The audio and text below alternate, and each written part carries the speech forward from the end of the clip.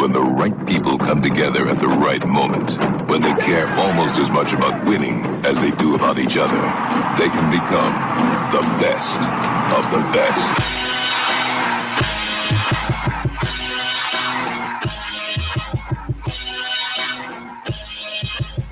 Welcome to the best soccer show, the best soccer show in the whole world.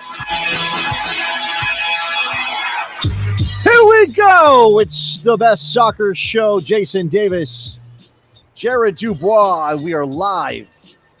We are not on the red carpet, although with our background, it kind of makes me feel like this is red carpet-esque.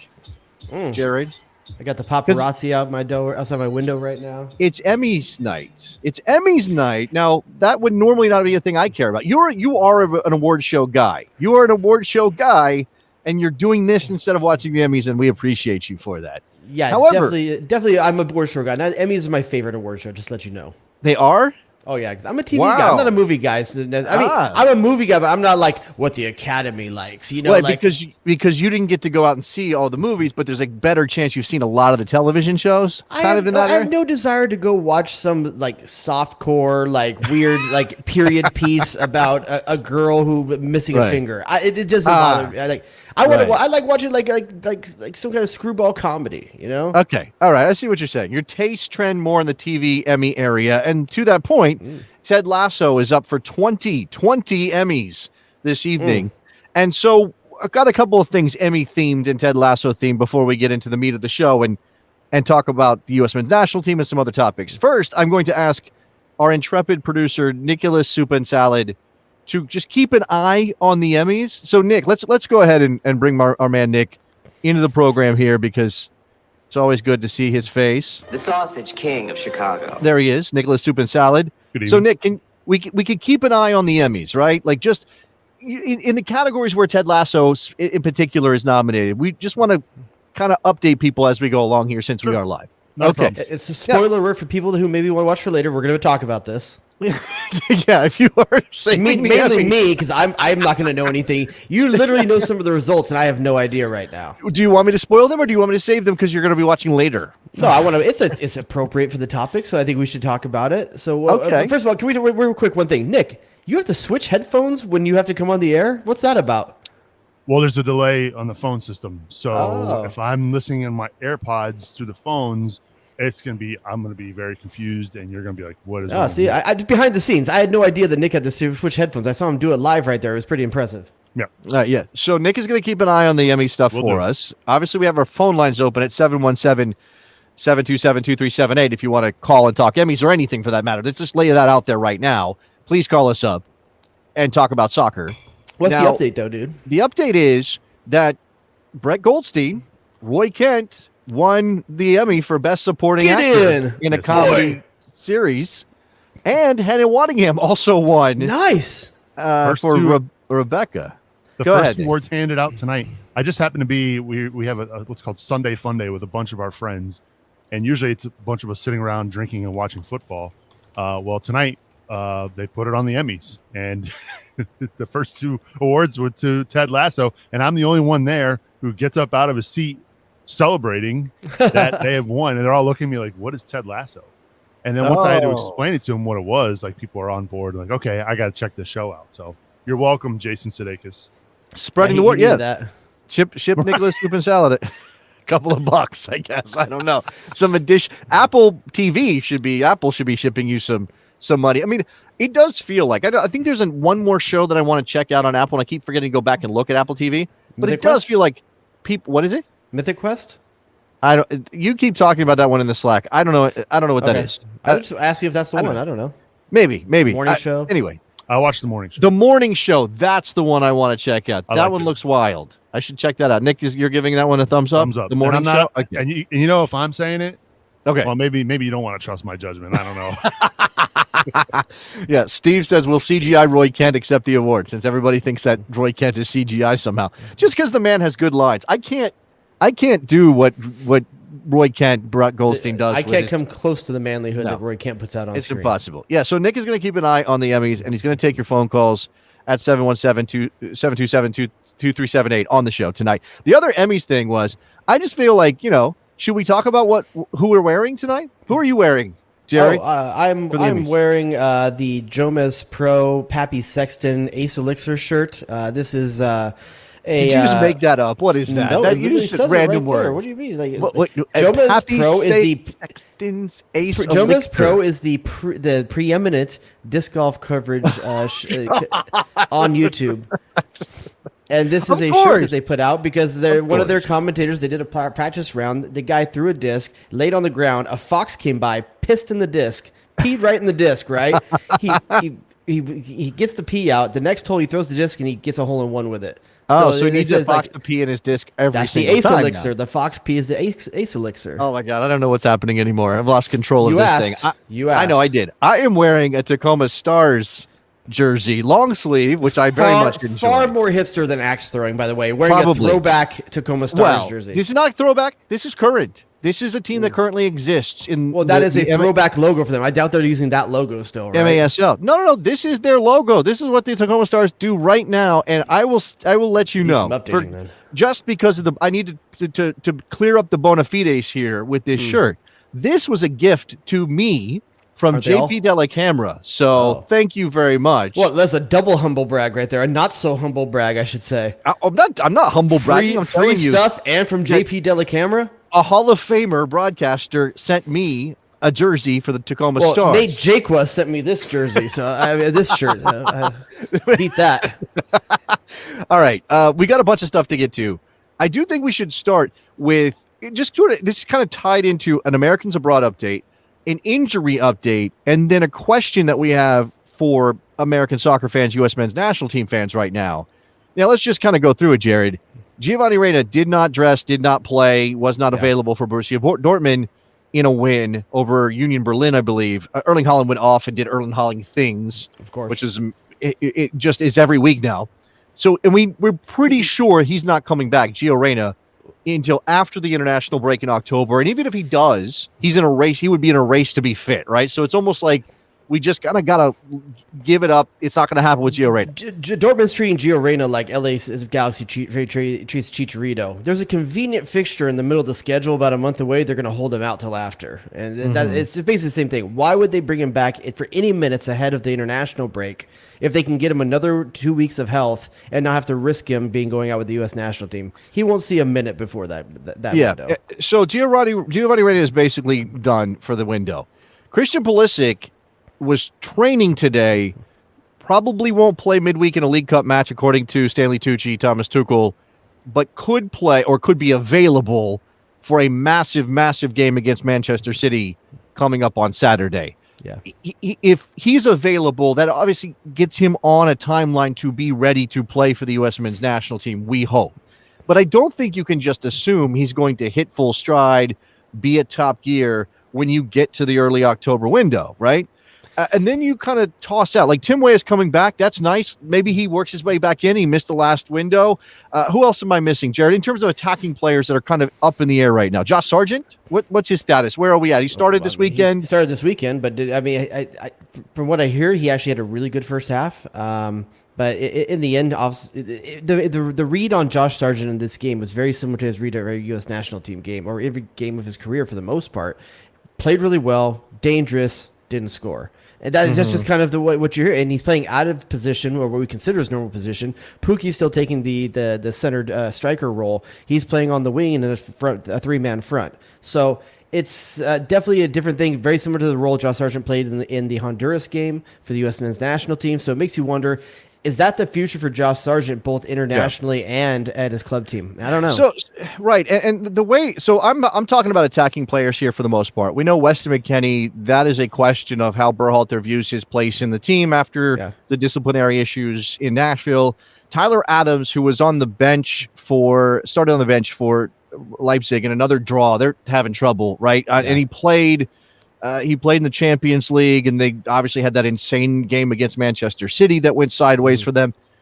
He's going to play, provided he's healthy. And when we put up our question, which is Brendan Aaronson the U.S. men's national team most important player?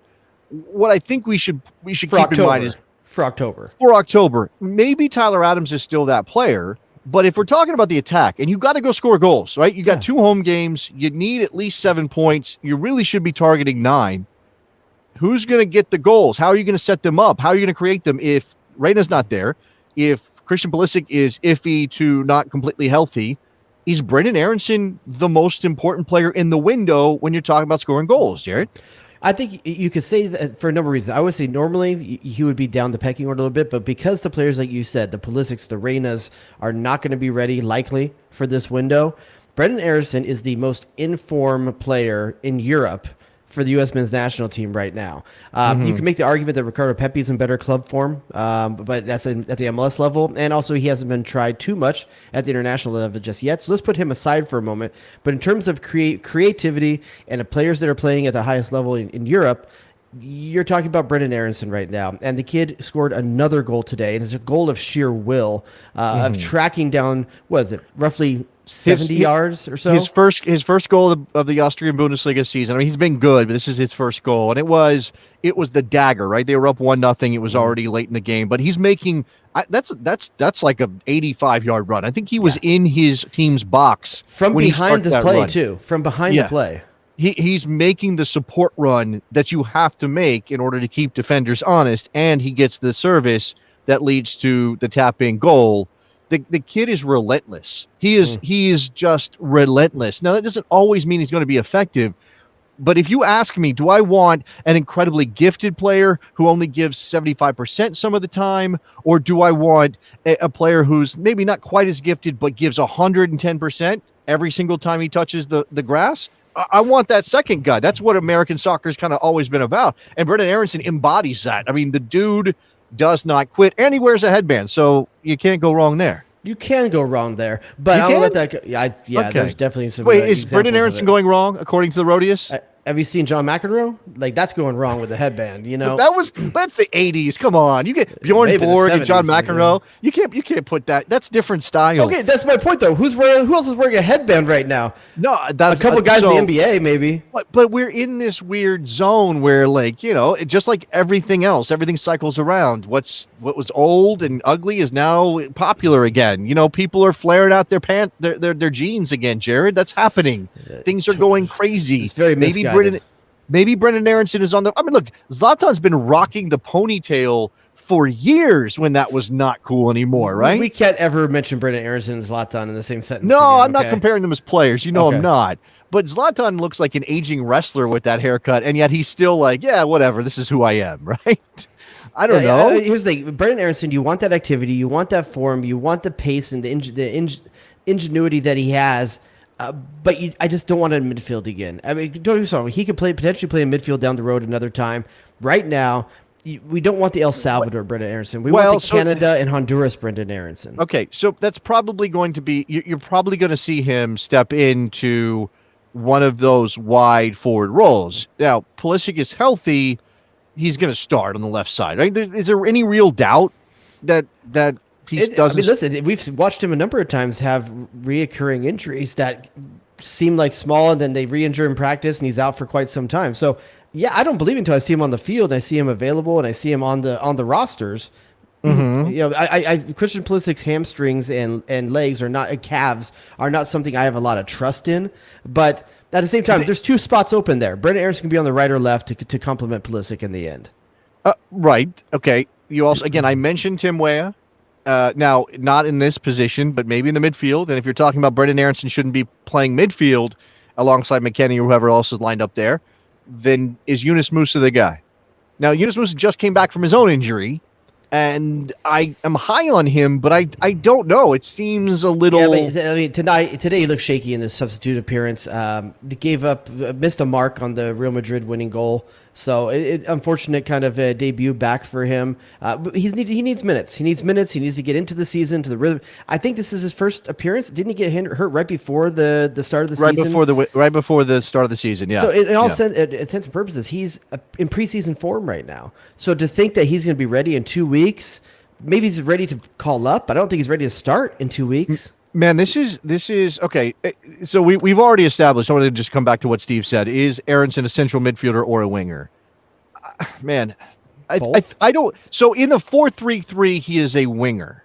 right? In a 4-3-3, he is a winger. But let's imagine that Berhalter decides to play a double pivot, right? And use a central attacking option rather than this 3-4 or creates a situation where instead of two forward midfielders ahead of a lone holder, he plays a creative player ahead of two holding midfielders. Could that be Brendan Aaronson? I like that more because it frees him up for the defensive responsibilities. I think he got mired in the El Salvador game. So I think, yes, he potentially could play it. It's like saying, was Landon Donovan, Clint Dempsey better as a midfielder or as a striker? They can play both. These guys can play multiple positions. They're able to. But I think for Brendan Aaronson, if you're going to play in midfield, I think it means, like you say, you put two defensive midfielders behind him and free him up to be creative. That's why you want him there. But in the end, for me, I just want his industry, and I want him running at back lines. I want him coming into late runs in the box from service from the other side. These are the things I think that make Brendan Aaronson different and dangerous, and I think he's best suited to play out on the wing in a three-man front. Yeah, I think that's probably true right now. But just like everything else, and when we talked about the results from the first window and the way Berhalter tinkered with things, and how do you get Serginho Dest on the field but not give up too much defensively, depending on who you're playing and where you're playing them? What kind of midfield structure are you using? There is a domino effect to all of these things, right? Yeah, and let me address this real quick from Zach Bruin. He says, "Is Zardes still on the mend?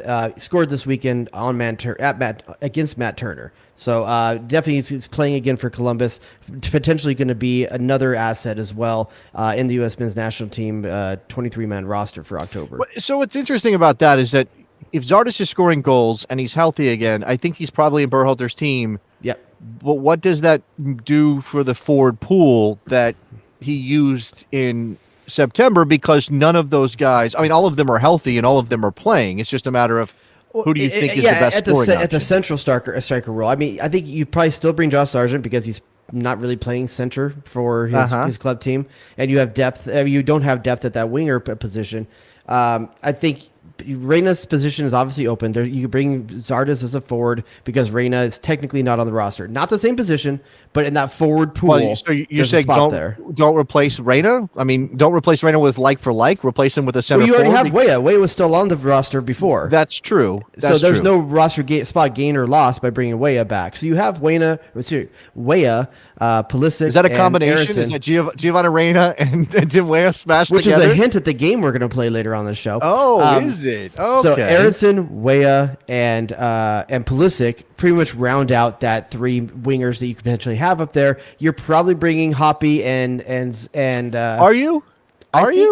I think potentially you are, just because you're kind of short. Maybe you don't bring PFOC. I don't know. Is the question do you bring PFOC or do you bring Zardes in? I think that's the question because. Well, so hold on.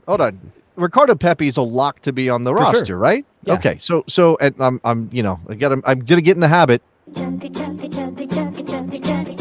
deal with that one. We finally sorted it out. You're fine with that? I didn't give Mr. Aaronson his due, and I do have this.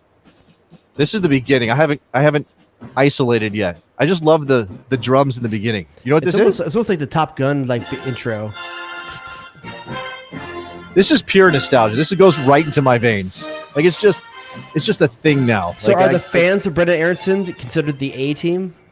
The fans of Brendan Aaronson can say that's something I think you have to ask people that maybe watched him grow up in Philadelphia. I guess I suppose. Look, so Pepe's on the roster. That's a lock. You can't stop the kid. He is the train. He's on fire, and you don't have another center forward who's proven he can score. PFOC is he's a useful player, right? Is he a 75-minute option? Do you really think you're getting enough out of him in 75 minutes? Is he goal dangerous? Is he doing enough hold-up work? To me, he's more dangerous than Josh Sargent. So the question is between Sargent, PFOC, and Gyasi Zardes. Do two of those three guys go, or just one of those three guys go? No, because if you go take two, you're not taking Hoppy then. You're playing 3 games in 6 or 7 days, whatever it is. You're still doing the travel thing because you got to go. Well, yeah, you got to go down to Panama. Pepe on the side. You got Pepe on the side. So you have 4 guys. I think you take 2 of these 4: Hoppy, PFOC, Zardes, Sargent. I think you take 2 of those 4 because you have 3 ringers hanging out on the side already in Pulisic, Weah, and Aaronson. Which 2 of those 4 are you, Jason Davis, going to take? Zardes. Oh, man. Zardes and Sargent, I think. I think it's Zardes and Sargent. I think you're right. I think maybe Pivok is possibly out. Potentially. And that's unfortunate because that guy just scored the winner against Manchester United in the Champions League midweek. Yeah, right? I mean, it was opportunistic, but... But if you're going to take Ricardo Pepi, a guy that doesn't have experience in the system... then you need someone else out there that understands. Hopefully someone understands the system. I don't understand the freaking system with Greg Berhalter. Someone out there must have an idea of what to play. But right, yeah. Sargent's his guy. Zardes is his guy. I think it's going to be tough for Greg Berhalter in a game where he's kind of on the hot seat. A window he's on the hot seat. Are we trying to figure out who his guys are, or are we trying to figure out the best options? Those might be different things. I mean, unfortunately, they might be different things. I asked you who you'd take. I asked you who you take, so that's fair. And I said the 2 I would take. I think those are the 2 I would take. I don't know. There's something about Sargent. I feel like it could happen at any moment, and I think you want to have him around because he is so effective in doing other things. I do think that he doesn't make good enough runs though. Like he may be back to goal solid, but I'm not sure he makes good enough runs. And I think Pepi, sort of just instinctually, and this isn't about Pepi or Sargent, because again, I said they might both come, but Pepi's got that thing, right? It's I don't know, it's that innate ability to kind of slip in between center backs, find a gap. It's not Wondolowski level movement, but it's enough that you're like, I can see it, right? I can see that if they put a dangerous ball in, Pepi's going to go find it, and he's going to redirect it on goal. Whereas I'm not so sure about Josh Sargent doing that. I agree with you, but if Ricardo Pepi is the guy on the field to score, is Josh Sargent on the field to create that opportunity? I don't think so. Well, so this is the thing that's a problem right now, right? If you don't trust the guys behind your center forward or wide of your center forward to be the creative players, to do the work of finding making the chances happen. And obviously, look, your center forward needs service if you're going to play with wide creators, and if they're not going to play with a central creator, because we know that the 2 water carriers basically that Berhalter uses, and neither of them, generally speaking, no matter who he picks, none of them can seem to advance the ball themselves, right? So McKennie, Leggett, who else are we talking about? Roldan when he comes into the game, I don't know. Potentially Musa. Right. So everything is kind of tilted towards, okay, maybe Christian Pulisic is going to be our creative spark on the left side, but they didn't seem to use that space effectively or to give opportunities to Pulisic on the ball to be the man to make those things happen. So there's so many things that are sort of dysfunctional attack-wise that I struggle to say, well, this is a better forward option than this guy, right? To answer the question we started this conversation with, for me, Brendan Aaronson may very well be the most important player for the U.S. men's national team in the October window. I think there's a very good chance that he could potentially be. He's definitely the most informed attacker. Look, outside of Pepi, like I said, Pepi's his form is high, his confidence is high, but he's doing it at a admittedly lower level, right? Yes, right. I mean, Pepi, I love the kid for what he's done already. I love the choice he made. I love how he talks about his story, even if there is some. He's got to mature into being more comfortable in front of a microphone and things like that. We're not hating on him for that, just the thing. But it is very much, and I think we thought Daryl Dike was going to be this guy, right? Like, he just doesn't know any better. Like, he just doesn't know he's not supposed to go score goals at the international level at 18. Like, it's just very, whereas a player like Sargent now, even though he's still pretty young, he's always in his own head, right? Like, he's always thinking rather than responding and acting. Does that make sense? But you're assuming that he has that instinctual nature to him. I think some people are just born with it. Pepe's born with that instinctual nature of knowing where to be.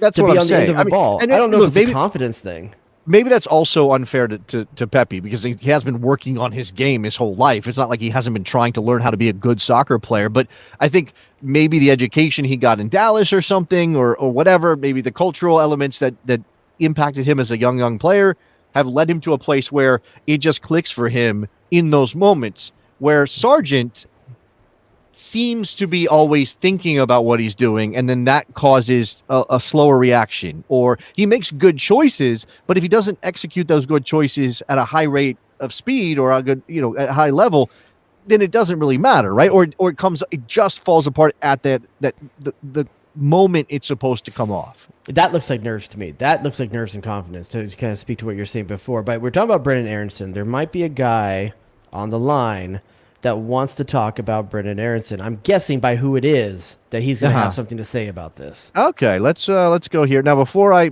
actually bring him on the show, I have to do this.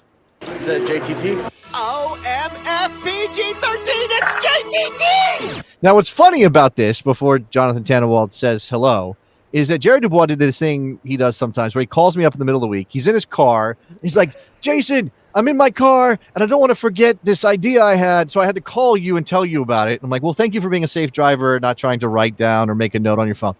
And one of the things he said was, oh, we should have JTT on the show this week. And then I forgot to ask JTT to come on the show.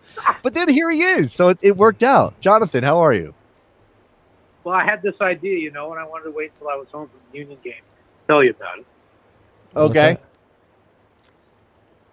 Sorry, that was a little bit of sarcasm in relation. Oh, I see. Oh, he was okay. JTT bringing the funny. The theme of things. Well, the whole point was bringing on JTT, and then a corner of the thumbnail we'd have a little picture of Jonathan with a JTT right over top of it. Yeah, like almost like a tabloid newsstand cover, right? Yes, like he's down the corner. Yes. All right, JTT. Newspaper man, thank you very much. That's true. He's a legitimate newspaper guy, Jared. Let's not drag You said him down. tabloid, not me. You're the one who were mentioning paparazzi at the top of the show. I was. You're right. John, what do you got? No, I'm here to resuscitate Daryl Dike's national team career, if you don't mind. Oh, okay. How are you gonna do that? Mouth to mouth? That's not No. Okay. I think that he was not in the September games because of his recent injury, not because of anything else. And I look at a set of players around him that, if you're going purely top of the depth chart all the way, is potentially Pulisic on the left, Musa and McKennie in the middle, and Reyna on the right. And with that set of four players, I think you need a target guy up there to finish the service they're going to give him. Okay. And DK strikes me as being that sort of fellow. I don't think you're wrong on that, John. You mean another one of those players, kind of? I think because Pivok's the closest thing we have right now to that kind of player. Sure, but you watched Pepe do that as in that game against Honduras. They score the goal because Pepe goes up and wins a ball in the air. Yeah, but you need a target guy, I think, and I think Pivok had a couple of subpar games in that set of qualifiers, no doubt. He'd probably be the first to tell you. But I would not say that Daryl Dike's time with the national team is done. And if he comes in next month and scores a goal or two, then everybody's going to be fawning all over him all over again. Which only says to me that we fawn over whichever striker is scoring the goals. That makes perfect sense. Fair, but that's the thing that's where we are with this. Now, I do think that's interesting because if that happens, and we don't know, but it's a fine prediction to make, then that does kind of create going forward from there. And whatever, you take goals, you take wins, however you can get them. It's a lot of Berhalter having choices, but they're imperfect choices. There's we come back to there's no clear guy or even two guys who you can kind of rotate between because of the schedule and qualifying, John. Well, I'm okay with that. In a way, I'm okay with that, at least, because the depth is what is going to win you some of these things when the other guy tires out in the third game of the set, or makes a formation change that they potentially shouldn't. But I think about DK in that context. I think in the long term about Jordan Morris in that context. I think about Tim Weah in that context. And I think also about Yunus Musa in that context, who not as a striker, obviously, but in terms of depth and a guy who can potentially do some things for you, some very good things for you in the center of midfield. If you have a hole in the center of midfield that is approximately Yunus Musa sized, especially when Weston McKennie isn't playing, although he will next month. Mm-hmm. So, John, I got two things for you then. One, if we were talking about the same situation that Jason and I were just talking about, and you have a striker pool and you're going to take three middle strikers, Are you taking Daryl Dike in the October window? Is he ready that soon, do you think? And if so, who are your other two? Yes, but I might take 4. And the reason why I might take 4 of them is because there's no limit on how many people you can take for this. There's It's a limit how many you dress. dress. Yeah, there's a limit how many you dress. Yes. That's fine.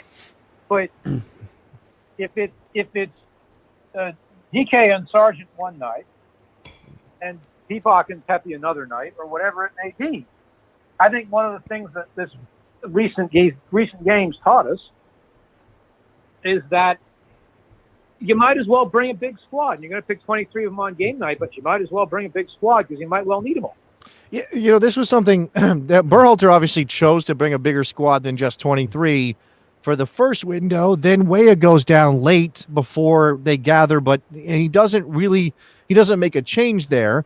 Then he loses a midfielder when McKennie goes back to Italy because of the disciplinary issues, and he brings in Jackson Ewell. And I think the knee-jerk reaction is, what the hell? Why didn't he bring in somebody to replace Weah? Why isn't Hoppy in this team? And we go back. That's out too. Right, when Gio Reyna went down with his injury. So do I'm not saying you have an insight into the logistics of call-ups necessarily, John, but do you think this was Berhalter not being able to replace them because it was too tricky to get Hoppy in, because it was too tricky to call somebody else up? Or did he think, oh, I have enough here? Because he didn't. He didn't in the end have enough. My my reading of it, and it's a little bit based on what Berhalter said at the time, was that they concluded it was going to be a little too tricky to call somebody in who was over in Europe on short notice, what with quarantine rules and the pandemic and so on and so forth. And that took out Hoppy. That might have taken out 1 or 2 other people. Now, if I was in his position, I would have called in Daryl Dike, because you might recall the night after the first game, or no, the night after I think it was the night after the first game. It was at the weekend. He scored that goal against Columbus where he dumped a bunch of guys on the floor and hit a belter of a shot. Yeah. I would have called him in. He wouldn't have had to travel far, you know. But here's the thing, John. He's not even starting for his team. I mean, you saw him tonight. He came in, 67th minute or something like that. How did he look for the minutes you saw? And if he's not starting for Orlando, is he really ready to help the national team? If he's not starting for Orlando in a game when they're playing 5-3-2 to get out of town without Nani and a few others, that probably says something else. I don't think it's about him. Okay. So we know what he can do, and he's demonstrated it sufficiently to me, and I think he's probably demonstrated it sufficiently to enough other people, and I think he'll probably be there. And if we're, by the way, if we're going to go saying, ride the hot hand and putting Pepe on the field, which there are a lot of reasons why I might play Pepe, but ride the hot hand is one that I heard a lot. Well, DK would have come into town with a hot hand. Okay. I mean, there again, I think it's a bunch of imperfect options, and I know you need more than a couple of bodies to get through this thing, but it would be nice to kind of have, well, this is our 1A guy and this is our 1B guy, because you need somebody that you can be confident will score goals. Right now you have one guy who looks like he can score goals in CONCACAF from that center forward position, and he's 18 years old, and it's very possible that that his form drops for whatever reason because he's 18 years old, and that's just a very nervy place to be. I hear you, but we've been looking for a bell cow up front for how long now? Since Josie's form dropped off, yeah, something like that. Yeah. So that's going on 5+. I think highly of Josie, but that's going on 1.5 World Cup cycles now, or something. 4 or 5 years at least. Yeah, definitely. Yeah. All right. So Brian McBride, Joe Max Moore aren't walking through it tomorrow. No, I'd settle for Eddie Johnson. Man, EJ, there it is. Well, so would John, just kidding if he's listening. I want to move into something else here, John. You got anything else? Yeah. No, go ahead. No, I'm saying I'm going to let you go. Do you have anything else you want to add to the show? Fine. Well, sure. No, it's fine. I think that was a statement win by the Union tonight. No, Okay. John Tannenwald, I'm going to let him go. I'm not sure what happened. Union making a statement, he says. And we haven't talked a lot of MLS. Speaking of DK, though, because I was curious where we were, and a couple of people in the chat saying, Orlando kind of botched things with DK. They didn't handle the transfer rumors and everything else very well. He got injured. He played way too much. There are some new rumors, Jared, that Crystal Palace could be lining up a move for Daryl Dike. Now, a couple of different sources on this. Transfer rumors are a bunch of bullshit most of the time. It's hard to know what's real. This one from the Sun, and I am not backing the Sun in any particular way, but here it is. Crystal Palace line up a Daryl Dike transfer, but put off by Orlando City's £18 million asking price. Do you know what that translates to? That converts to 25? In good old American dollars, nearly $25 million. 24.7-ish million. The initial number was 20 back in the day. Remember, that was the talking point late spring, and they were thinking, they could wait for 30. They held, and I was a fan of them holding. You kind of wanted them to make the move at the time. It's starting to look like maybe you were right in the end on that, because what we always worried was going to happen. He was going to get hurt, and the guy gets the shoulder injury during the Gold Cup. Doesn't show well in the Gold Cup, partly because that injury as well, I think, still to this day, that he wasn't full fitness in those last games. Mm-hmm. His value is going down. He's not getting as many minutes with Orlando. He's got a couple of goals, but it's not in the same place it was. And I think Orlando's still trying to negotiate like it's May, and unfortunately, it's September. Yeah, that might be true. Now, he obviously can't go to Crystal Palace or anywhere for that matter until January. And I'd be curious to know, when the United States was in the top 10, which they dropped down to 13th, Jared, I'm not sure if you have any thoughts on our ranking. Yeah. When they're in the top 10, I think it's way easier. I got to look at the numbers. It's kind of one of those things like, it doesn't make a fundamental difference to the work permit issue if you're 10 versus 13, but it's possible. And he hasn't played a ton, he hasn't played a ton of minutes for the U.S. men's national team. He played in the Gold Cup, and that was it. So if he doesn't play for the U.S. men's national team between now and January, is it even possible that he moves somewhere? If the U.S. has another good window and get 9 points from 2 home games out of 3 in this next window, they could conceivably jump back up into the 10 by January. Good. Yeah. Well, but again, I don't know that that's the thing that tips him over to getting a permit or not. I think it is, but it's like 75% if you're below this ranking and 50% if you're above this. So, obviously the higher the ranking, the fewer caps you need to qualify for a work permit, if that's something that we're talking about here. Now, generally speaking, and I'm going to come back to the question that we posed a little while ago before Jared Dubois got a game for us tonight that I think he wants to play. Wink Dubois, is that what we went with? Wink Rodius, I think you said. Wink Rodius Dale? No, we didn't have the Dale in there at all. Is Brendan Aaronson coming up in October the most important U.S. men's national team player?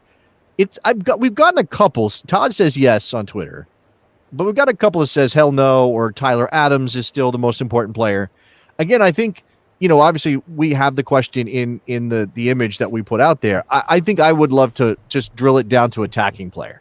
Is he the most important attacking player for the U.S. men's national team? People can respond to that. Do we want to? I think people would say it's Ricardo Pepi, but Ricardo Pepi, I think, is a constant. And with Brendan Aaronson, it's the depth of. It's the dearth of what's missing for the potential starters in like we said, the triage of people that we have at the winger position that are falling off right now with injuries, which makes Brendan Aaronson. On his own, he is important right now because he's in such good form. But that's heightened by the fact that if we were to lose Brendan Aaronson as well before October, think of what we're talking about now, about who could potentially be starting. All of a sudden, like there's some guys getting call-ups that you may not be very comfortable with. We're talking about Matthew Hoppe and Josh Sargent just starting on either side of Ricardo Pepi. How does that make you feel at night? Yeah, there's some stuff there. I think it's also, before we move on to your game, I think there's an interesting thing that's kind of hovering over this team. It's that, and we talked so much about the depth, and we talked about so much about how there's multiple options at a number of positions, and that's a good thing. You want depth, and especially with this qualifying schedule, you need depth. And yet I am nervous. I have some nervousness. I contain many nervous things about the potential big turnover, like a significant turnover for this team coming in October. And whatever you want to say about their performance in September, especially against El Salvador and Canada, continuity matters a little bit because you don't have a lot of time to work things out, right? You don't have training time, to really fix any problems you might have, or to sort of bring players up to speed in whatever your system is. I know we're joking about Berhalter. That's the same for all national teams. That's the same for everybody. It is. But if we're talking about, he called up 26 players originally. Weah got hurt, Reyna got hurt, a couple other guys, whatever. If he's basically turning over 10, 12 spots, which I think is possible, is that enough to make you concerned about a lack of continuity between September and October? Absolutely. I think the number could be less than 10, and I'd still start to feel uncomfortable, to be honest with you. But you know what also makes me uncomfortable with continuity? A different formation every game. That makes me uncomfortable too. Yeah, the other thing about the lack of continuity, if you call in Hoppy, if you call in Joe Scally, who's tearing it up right now and maybe deserves a call, if you call in Chris Richards, although I'm not sure that your center back situation is such a problem that you necessarily, but if he's in good form and he's sort of been lurking around there anyway. If you're not going to play Walker Zimmerman, bring in Chris Richards for God's sake. Sure, there's a couple of guys like there are guys, and then obviously you're not going to have Reyna. You got some questions at center forward, so maybe you bring in another different center forward or two. Zardes could move into the team. Obviously, he's been part of the system. I mean, part of the program, but he's not been here recently, and he certainly he wasn't here to start qualifying. Is Yunus Musa coming in? So again, we're talking about changing a bunch of guys. If you're doing that, well, then play simply or figure out a way to play in a manner they can pick up like that quicker than what we've seen. Because again, I talk about Berhalter complicating things, being a tinkerer, overthinking this situation. If you think the 4-3-3 is your best formation, then play a 4-3-3. Give these guys simple responsibilities. Ask your midfielders to make the runs necessary to open up space.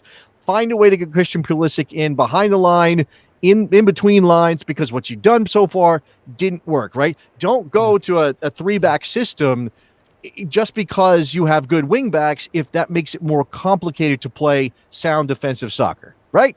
Right. Yeah, and I saw one person in the chat mentioning, like, if we end up getting low on the winger positions, that mean a chance for Caden Clark. New York Red Bulls had one of their biggest wins of the season this weekend, 4-0 over Miami, and he didn't even play. He's didn't even. I think he was on the bench. I don't know if he even saw minutes. I don't think he even saw minutes off the bench. So if he's not even on the New York Red Bulls starting lineup, and we talked about he's dropping off a bit from the hot start earlier in the season. There's certain guys there. Well, Nick's waving at us for something there. Yeah, because let's get him in because I know he has. I've seen this update, and I know he has an update. The Sausage King of Chicago. An Emmy update from Nicholas Soup and Salad. Is that what we got? We've got a winner, Jason Sudeikis, lead actor in a comedy series, winner. So that's the first award since we started. So I guess that's 3 awards on the night for Ted Lasso. So now, is this in-person Emmys or are these on virtual? No, they're there. He's there right now. He's giving his speech right now. I saw something. I saw a tweet. Apparently he gave Christian Pulisic a birthday shout out from the red carpet. So he's all in on the soccer stuff, Mr. Sudeikis. We got to get him on the show. I know everybody wants a piece of Jason Sudeikis right now, but I mean, we're gonna make him want to talk soccer, and like he's not gonna be ready. I wouldn't do that to him. No, I wouldn't do that to him. Now Beard will make him talk soccer. Yeah. All right. So let's go before we get to the game, and I know we're running out of time to properly play a J. Rodius special game. So again, sort of working out what the best system is and thinking about the players who may be called in and some of these things. You know what? I just lost the thought. Let's pretend I never had one. Let's just move on because I thought I had something else to add to this. But we'll leave it there. That's an old dad senior moment right there. It's all Nicholas Soup and Salad's fault because he interrupted. No, that's fine. No, maybe it was. We did. Yeah. No, he did his job. Okay. I do remember. It was simply about not only do you have maybe some guys who will come in because they're in good form or they're coming back from injury, like a Musa, like a Jossie Zardes. You have some guys who aren't injured but are in bad situations with their clubs suddenly. Now, McKennie's situation is complicated by the fact that he screwed up in Nashville, but he's also in a very precarious situation at Juventus right now. They're not winning. He didn't play against Milan. What's his status? The fans really don't like him anymore. They pretty much turned on him. And then you can sprinkle in a couple of other guys that are just having a very rough time of it, even in MLS. Ricardo Pepi may be our savior, but he now has to go through a managerial change at FC Dallas between now and the October window. Now, maybe that doesn't affect him, and Dallas will, promote from within to cover for Luchi Gonzalez being fired. But that doesn't make me feel comfortable. I got enough time for the game still. We can talk Luchi for a second. Do you feel the Luchi Gonzalez firing is rushed? I feel the Luchi Gonzalez or misplaced firing is surprising more than anything, because I was not convinced that Dallas cared enough about their on-field record in MLS to fire a guy who had been with the academy and was promoted to the top job. And now you've broken... This is your Lincoln guy. Yeah, you've broken that magic, right? Now there are other people that have been bringing players along through the academy, but Luchi was there when Pomical and Ferreira and Pepe and Brian Reynolds and Reggie Cannon, you're mentioning these players, and think about that. If you are mad at your in your season, that's normally why a coach is released. You from him, not his choice. Go ahead. The general manager, as far as I know, is the one that's making the choices to let Tanner Tessman leave, let Brian Reynolds leave, let Reggie Cannon leave, to trade Barrios. Like, there are essential elements of this team that this coach had taken from him and not replaced with any kind of quality. We talked about the fact that this team is the only team in the league that has no player that's played on any other MLS team. Mm-hmm. So let's say you give a guy a bunch of dried pasta and said, make the nicest 5-course Italian meal you possibly can. Yeah.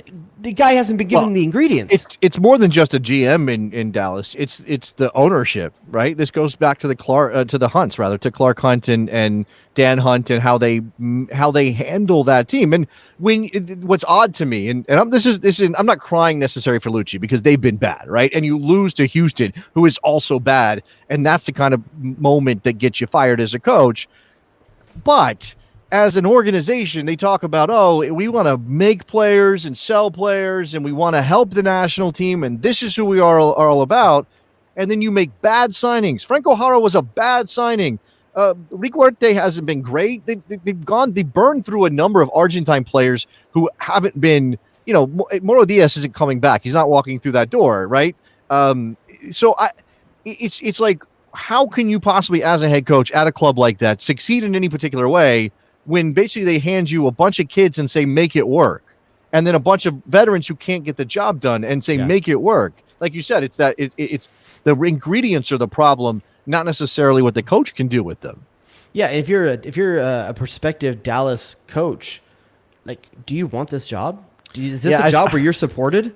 I saw someone say that this is the bottom third in the league job. FC Dallas. Look Absolutely at Oscar Pereira. I mean, Oscar Pereira. They let him go somehow, and they didn't let him go. Obviously, he moved for another job. But like, I don't see the guy that's gonna. It's almost like as bad as RSL. Which is worse, RSL or Dallas, in terms of is it better if your coach just ditches you for an assistant job, or is it worse to give it no ingredients for success and know that that's what you're going to get and take the coaching job? Well, I think RSL's job right now is less desirable because you don't know what the new owner is going to do when they come in. But the FC Dallas, all things being equal outside of that, FC Dallas is the worst job. It's a worse job. You're not set up to win in MLS. At least RSL makes an effort. They signed Rusnak. They've got some decent players that, if you put them out there properly, can win some games. They're not going to dominate, but they may be a playoff contender. That's where RSL is. Meanwhile, FC Dallas is in 11th place right now, and it's bad. All right, let's play your game. Let's play the Jay Rodius game. You want your music for this? Oh, sure. All right, tonight's game, and Nick, you're gonna have to make an appearance for this. Okay. Now, I'm not gonna lie. This one may be in Jason's wheelhouse more than yours, but I believe in you, Nick. I believe in you. Because at the end of the day, it's also about just being creative with these answers, okay? So we're going to play a game I call Two Touch, okay? What we're going to take is we're going to take a famous movie The answer is going to be a famous movie combined with a famous soccer player's name. Okay? Okay. This is so Rhodius. This is so you. This is the most Rhodius game I've heard in a while now. So the correct answer will be the name of the new movie title that has these two things pushed together. And I'm going to give you the plot of the movie that would be for these two things pushed together. So I'm going to give you the plot. And then if you can't get it from the plot line, I'll give you some additional hints as well. Okay? So the first one, and you basically what you'll do is you'll just say your name, and you'll get the buzz in, and you each get one try with just the plot line. If you need hints, we'll go from there. Okay. So first one to buzz in gets first one to answer. So a couple of these could be head turns. I'm gonna start with a pretty easy one, I think, to start. Okay. Can I ask a question first? Yes, sir. Go ahead. Are these movies? Yes, everything is a movie and a soccer name put together. Okay. I didn't use TV or anything like that. All right. Which is why I'm wondering if we've put you at a detriment here, Nick, because I know some movies you're good with, some you aren't. So we'll see, though. All right, so first plot line for this new movie title is the hottest keeper in MLS is trying to solve crimes with the unlikeliest of partners. Got it. Nick. Whoa, Nick, what is it? Turner and Hooch. What's the full name? Okay, Jason. Now here's the thing. We're learning the game. We're gonna just this one time we'll let that go because we're learning the game. No, he gets the point. Needs to be full title. Full title. I'm not trying to steal that from him. I got it. Matt Turner and Hooch. So now we know how it works. Got it. I gave you a really easy one to get to that. Okay, so just so you can understand the game a little bit. 1 point to Mr. Nicky Soup and Sausage. The only one I'll get. I don't know about that. Probably not. Next one for you, gentlemen. Pierce Brosnan and Colin Firth are trying to figure out if they are the father of the U.S. women's best all-time player. Nick. Oh, Jesus, man. Mamma Mia Ham. Nicely done, Mamma Mia Ham for Nicky Soup and Salad. I'm just slow on the uptake. First of all, I've never seen Mamma Mia, so I haven't either. Neither have I. Jeez, crap. See, I almost put ABBA is trying to help, but I didn't know if that was gonna be too much. I didn't know if you guys knew Pierce Brosnan and Colin Firth were in that movie or not. So I have seen enough trailers of it to know that, but that's it. I was just slower than Nick. He's got a quicker brain than I do, apparently. Yeah. See, Nick's on it, man. I told you, maybe this is his game. If I get skunked in this game, then Nick will never be allowed to play a game on this show ever again. Just so you know. Just so you know. Next one up. This one might be a little bit. We'll see. We'll see. When two best friends fight over the same wedding venue, this U.S. men's national team striker legend comes out with a bloody eyebrow. Jason. Go ahead, Jason. Brian McBridezilla? That is incorrect. I don't Nick, know what movie. Do you want a free chance at this? Can you reread the clue? Yeah. When two best friends fight over the same wedding venue, this U.S. men's national team striker legend comes out with a bloody eyebrow. I need more clues. Okay. So wait, hold on. Is this now? You want a second try? Okay, no. Nick passed. So. I passed. No, I understand. So that, the hint will be for both of you. The hint will be for both of you. Buzzing in again. I got it. Okay. The movie stars Anne Hathaway and Kate Hudson. Does that help? Not for me. Because I think you think the name of that movie is Bridezilla. So I think that's. I don't know what movie. I literally cannot pull this movie. Whatever. I don't. I can picture those actresses, but I can't tell you. Okay. Let's say this. I'm gonna let's see. Let's say when the word that you guys are missing here has to do more with I would say international combat, like a world something. International WW2. combat. Think of WW2. Jason, I guess. Brian McBride Wars. There you go, Brian McBride Wars. Bride Wars is the name of that movie. I had no idea that existed. Never heard of it. I had no idea that existed. That's for the romantic comedies and the ladies in the audience, maybe I like a romantic comedy. My wife has seen every single romantic comedy. I've seen it. It's not that great. But I don't, and I do have a thing-ish for Kate Hudson, although it's been a while. Nicholas Murray, who had that answer in the chat. So yeah, there it is. But listen, you got to throw some different variations out there. Listen, I had to kind of piece that one together. I'm not going to lie. Okay, all right. All right, your next one. A soccer player in Sandy, Utah is trying to figure out if the stadium full of fans are not entertained. Oh, my God. Nick. Yes. Justin Gladiator. Nicely done. Justin Gladiator is the correct answer. 3-1 to Mr. Nicky Soup and Salad. Falling behind again. This is not good. I just couldn't, for whatever reason, my brain's not firing today. All right. I have a 7-month-old. That's my excuse. I don't sleep. Okay. That's my excuse. Okay. You should watch more movies when you can't sleep at night. Maybe. Your next one is 3 kids hire a low-budget bodyguard with a crooked nose to protect them from the town bully, a former MLS striker turned ESPN pundit. Oh my God! 3 kids hire a low-budget bodyguard with a crooked nose to protect them from. Nick. Yes. Drillbit Taylor Twellman. Nicely done. Drillbit Taylor Twellman is the correct answer. Drillbit Taylor is the name of the movie with Owen Wilson. I've never heard of that movie either. I've never Nick, seen it, but I knew the crooked nose was Owen Wilson. You have a brain full of movies you've never seen. Here's the thing, though. If you can get the player, you can piece together what movie you've heard of maybe goes with it. I've never heard of Drillbit Taylor. I've never, this is the first time I've ever heard of that movie. That's also how I got it, because he gave me Taylor Twellman. Yeah, I got that and part. I had to think of a movie with the name Taylor in it. Yeah, starting with man, I guess. Yeah. Nikki was 4-1. I don't think you can come back at this point, but we're going to do these last 2 here. All right, so this one right here. This was going to be a deep cut. This one might be a little bit hard. We'll see. When a hitman's dog is killed, he needs the help of an MLS striker that played only 2 top goal-scoring seasons with the Columbus Crew before going on to a successful career in the Premiership. Jason.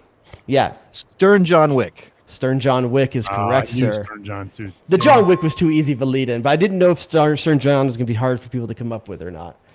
I also was thought like, Michael Bride, is McBride somehow being used again? I was like, I gotta buzz in for this, but what's that? Stern. Oh, this would have been a good one for Don Fredo. That would have been a good one. Deuce Bigelow. I could have gone with. How would you have done? Like, I don't know. I'm not sure how it would have done it. Nicknames makes it rough. Okay. All right, your last one, and I'm going to tell you right now. I may have taken a slight liberty with this one. Oh, this is the last one you have prepared. This is the last one I have prepared right now. Oh, okay? so like we could end up in a tie then. No, it's 4-2 right now. Is it 4-2? All right, I lost. 4-2. Wait to try I don't care. We're done. I'm out. No, one more. Yeah. All right, this one. One of 2 MLS brothers tries to find love in a movie somehow starring Julia Roberts, Jamie Foxx, Anne Hathaway, Jessica Alba, Kathy Bates, Jessica Biel, Bradley Cooper, Patrick Dempsey, Jennifer Garner, Topher Grace, Ashton Kutcher, Queen Latifah, Taylor Lautner, and as always, Hector Elizondo. Okay. Would you like to hear it again? A pair of MLS brothers? Is that what you said? One of 2 MLS brothers tries to find love in a movie somehow starring Julia Roberts, Jamie Foxx, Anne Hathaway, Jessica Alba, Kathy Bates, Jessica Biel, Bradley Cooper, Patrick Dempsey, Jennifer Garner, Topher Grace, Ashton Kutcher, Queen Latifah, Taylor Lautner, and as always, Hector Elizondo. Don't look in the chat. Don't look in the chat. I looked in the chat. I can't win. I looked in the chat. I saw it.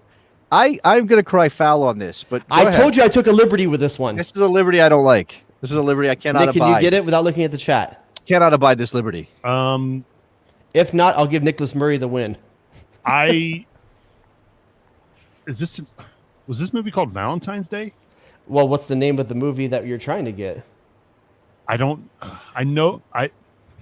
I'll tell you right now, there's no MLS player named Valentine. There is not. But the way this game is played, you just have to use the whole name. Valentine.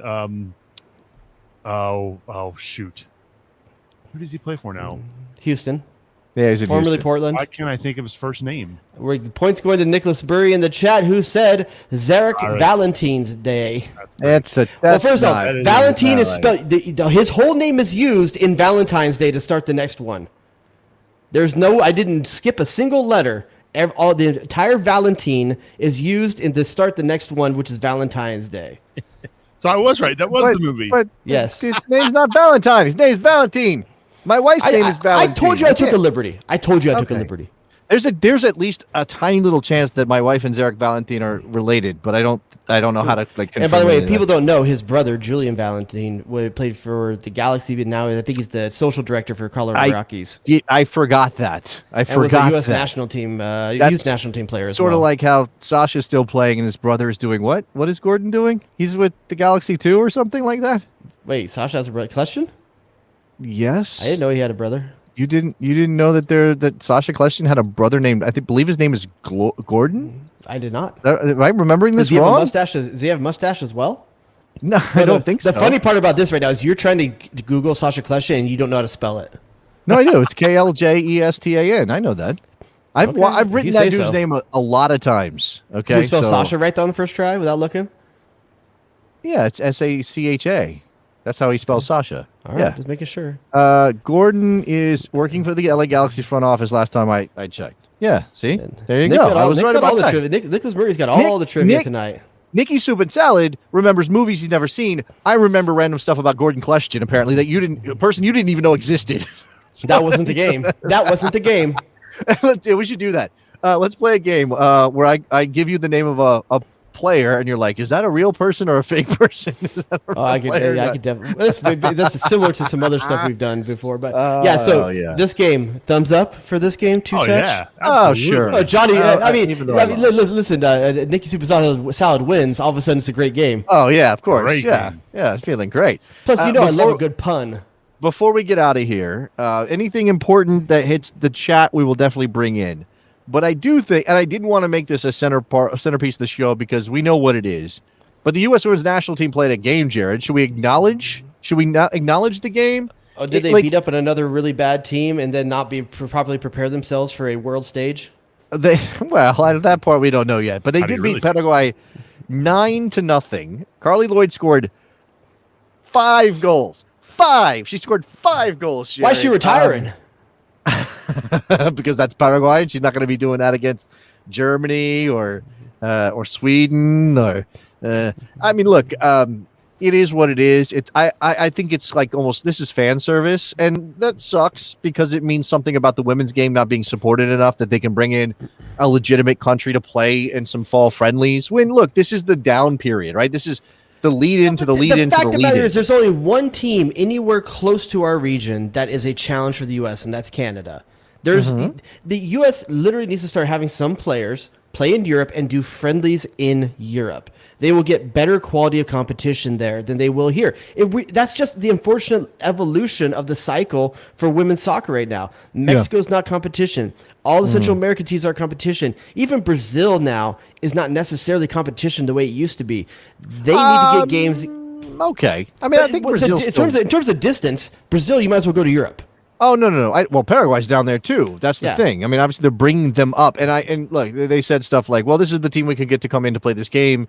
You have quarantining issues. You have all that stuff. So I don't know. Oh, this is something I forgot to mention, and JTT did sort of come past it. We do remember how England and the Premier League said we're not going to release players if they have to go to red list countries because then they have to quarantine when they come back. And we don't want to miss out on those players for Premier League games.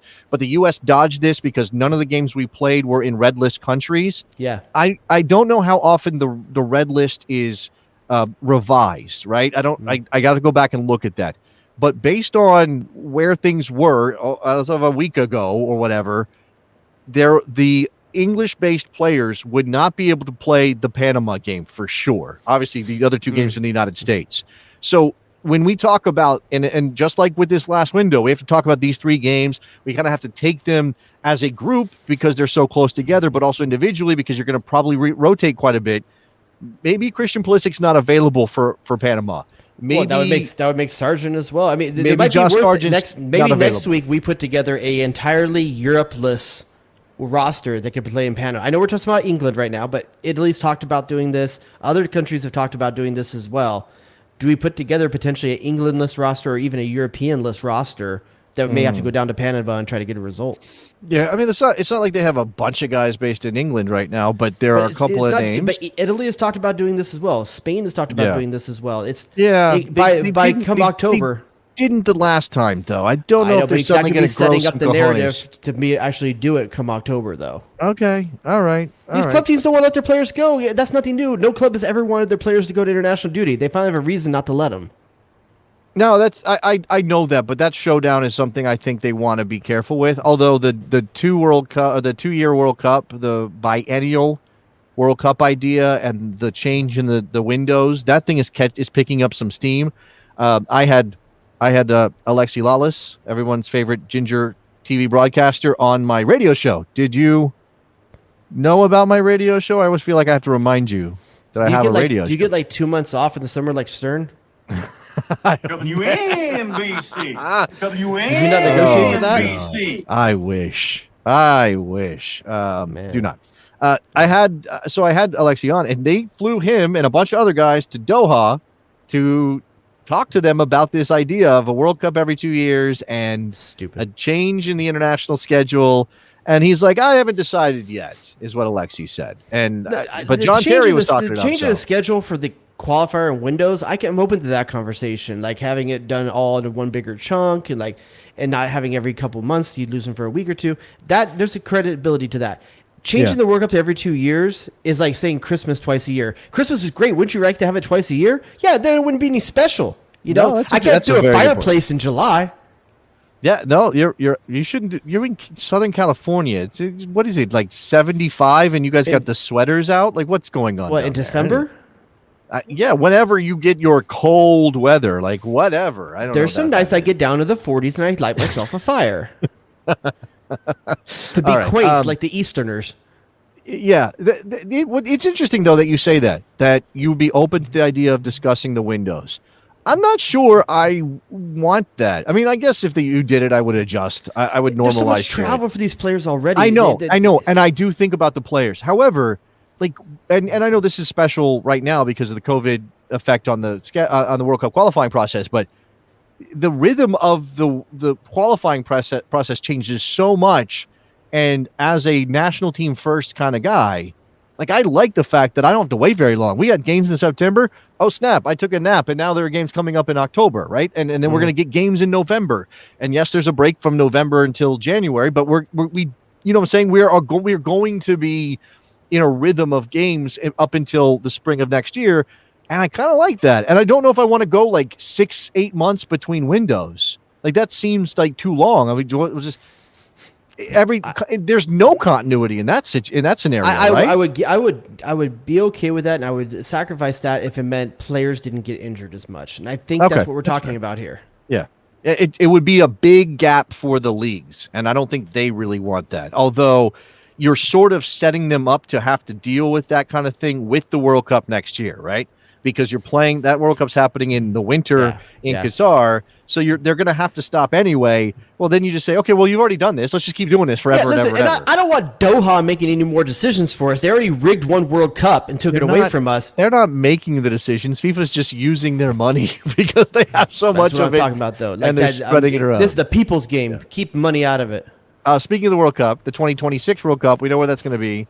Gianni Infantino was at a football game today, and not the kind we like, the other kind, the NFL football game. And apparently with Robert Kraft, who's like angling for all these games to be happening. The one with tight ends. I think both have tight ends, don't they? One's don't official. They both have? Yeah, anyway.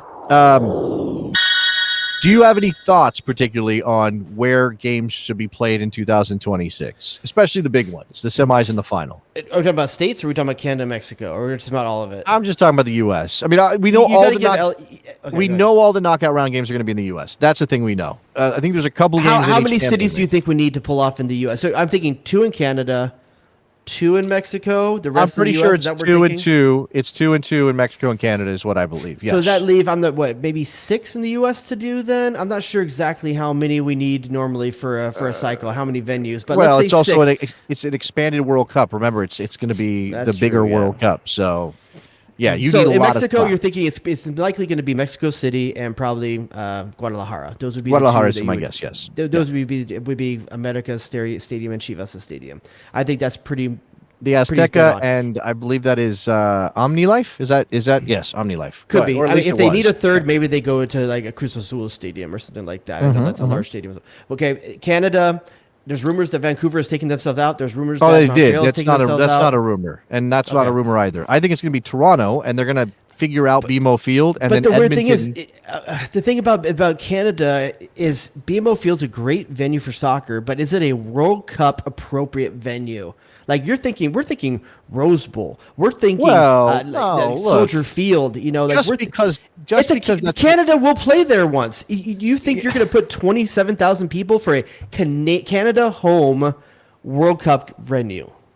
So just because when we hosted the World Cup, we had the Rose Bowl and Soldier Field hosting games, doesn't mean that most World Cups are played in 100,000 seat venues. That's not Jason, the case. remind me, what's the attended World Cup of all time? It's ours because of those giant stadiums. I understand that. But what I'm telling you is that for Canada's purposes, you don't have to go find an 80,000 seat venue. What you need is one that meets FIFA's requirements, which I believe is 40 is the minimum. And they're going to expand BMO to 45.5 somehow. That's what they're going to do. So Toronto can have a game because you're not playing in the Rogers Center or whatever that place is called now, the baseball stadium. You're not doing that. Yeah, Blue Jays. That's what I'm talking about. You're talking about doing it in the Blue Jays home stadium. And then Edmonton has a Canadian Football League stadium that's 56,000. So that'll be another host. And then, as you said, it's the bidding cities for Mexico City, Guadalajara, and Monterrey. So Monterrey's got the big stadium there. It's a Estadio Akron in Guadalajara. I got the name of the stadium wrong, so that's my fault. But yeah, so anyway. In terms of the U.S., let's say six. Does that sound about right for you? That's 10 cities total? I can't do math while we're talking on the show. Okay, so I'll say 6. Okay. Easy ones. L.A., New York, Chicago. Boom. There's 3 of them out of the way right now. Chicago's not bidding. Chicago doesn't want games. They're saying that now. Come on, dude. Do you really think that come time? They're already out. They're out. I thought they can come back in. They're fully out? No. Okay. Even though Canada, the president of CONCACAF, McTaliani, was saying, I thought maybe Vancouver came in and out. Well, so again, McTaliani said maybe Vancouver can come back in, but it's not going to happen. It's not going to happen. And the other is Chicago. Chicago is like, no, we got to. That's a missed opportunity by not putting a game in Chicago, for the record. Okay, so then my three ones that would have to: L.A., New York, and Seattle. Those would be my 3 locks. Okay, I would put Dallas in there as well. Dallas is going to get a game 100. We're going to get games 100%. There's no doubt about Dallas getting games. And then I would talk about Atlanta being number 5. Okay, again, another place we got to put down grass, like legitimately put down grass, not lay grass over artificial surfaces. So, do you think they're going to miss a chance to put a game in Seattle or Atlanta? Well, okay, so there are man, I don't think you can. You could potentially do San Francisco.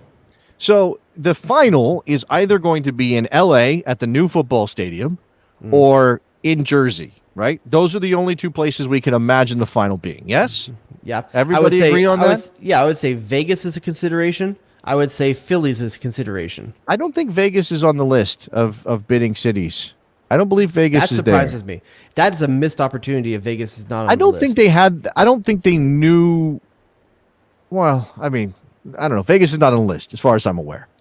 It's L.A., New York, New Jersey, so MetLife Stadium, D.C., which, being a D.C. area guy and knowing FedEx Field, no thank you. Okay, not because I don't want the World Cup in my backyard, because FedEx Field is the worst.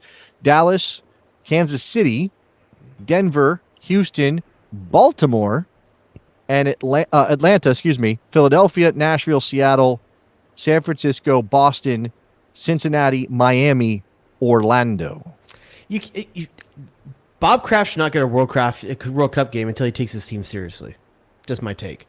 Like they built a $20 million training facility. They've got the best team in Major League Soccer right now. That's nice. They play on turf. They brought in Carlos Hill and Gustavo Bo and a bunch of other European That's Bruce players. Arena magic. Don't you give Bob Kraft credit for that? First of all, I think at least one of those guys came in out here too. before. Yeah, Vegas. Dan's right, by the way. Vegas's field dimensions are too small. I mean, even though they did 2 finals there or whatever, or they're doing another final next week too with the league's cup guys. Go ahead, Nick.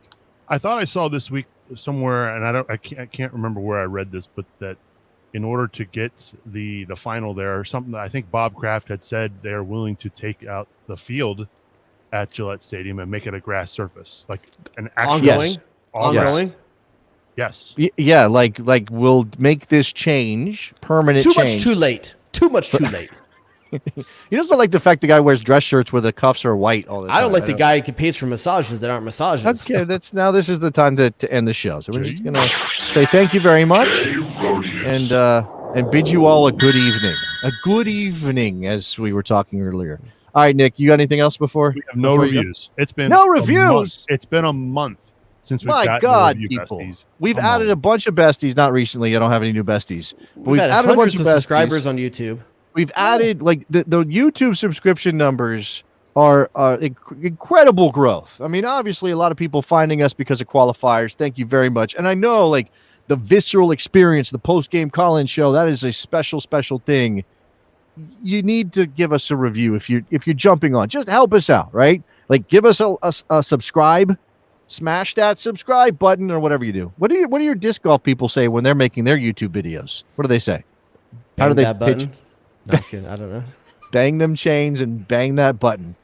A lot of Everyone banging. says the same thing. There's no we're not unique in some way about. We don't have like our whole like language to ourselves. You don't have like brah. Totally smash that like Brah? button, brah. You You think guys say they're bra surfers? all the time, right? Yeah. You You guys are surfers? totally like that, right? You're from Yeah, California. I California. am not proud to admit that during the California. pandemic, the disc golf scene has been taken over by some bros that I am not happy Oh, about. It's not the hippie culture it once was. Bros are like zombies, There's man. way- You let them in, they Yeah, multiply. It's bad. There's way too much white zombie being played on the disc golf course these days. Oh, that's wow. I'm trying to offset it with like ska and rocksteady, but it's not happening. Yeah, you got to get some horns in there. There's there's never a bad time for horns, right? Always horns, blowing Unless horns. they're vuvuzelas. Vuvuzelas, there's tooting definitely a wrong horns. time for. Yeah, they had some in Honduras. People were very upset about the vuvuzelas. It's a throwback. I was here with it. I have fond memories of 2009 and 10, so I'm like, whatever. All right. Thank you very much to Nicholas Supin Salad, who has no reviews for us, so he doesn't get to read. But Not his fault. Your fault. not his fault. Give us Listeners. a review. Help us out. All right. Mr. Dubois, anything else this evening? Now we're gonna do a bonus show, so get on the Patreon if you want to take part in the bonus show. You can get that at patreon.com. Yeah, you know what we need to do for the bonus stuff, and I'll say this on the main show so people who maybe haven't subscribed yet will know. We need to do some Q&As, like a mailbag situation. Yeah. We are absolutely going to talk Ted Lasso on this bonus show. Oh, That's yeah. a guarantee. Not just Emmys. Oh, can but you the play? most Can you recent- play the acceptance speeches? Like you can pump those down, right? We can react to those on the bonus show. If I can find them, I could maybe do that. Is that That'd really be a awesome. thing you want to do? I haven't got to Okay. hear. I would love to hear their speeches Okay. and then just react to them. All right. You don't understand today's culture. You're so I'm the LA. guy. I'm the guy that wanted LA. thumbnails. I'm the guy that wants California. reaction videos. You don't understand what LA. the kids do these days. I'm tied into the industry. I'm from LA. I'm not telling you, I got an 11-year-old and an 8-year-old to do nothing but watch reaction videos and they react to thumbnails. Like you don't understand things these days. No, I'm talking about watching Accepted. Or Look at hearing Nick's got my Accepted back. Nick's got my back down there in down in his video. Okay. He knows I'm All right. right. All right. We'll talk to you guys on the bonus show and next week. Bye.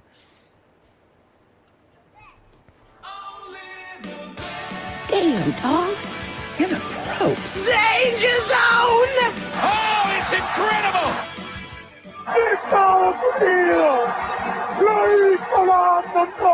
You shut your mouth when you're talking to me. Someone seems to think you have talent. But unfortunately, this is Los Angeles. I need more than talent. I need stars. Enjoy the game. Eddie, what have you done for me lately?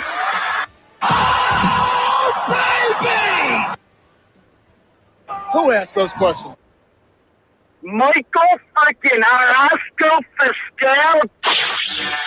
Jay Rodius.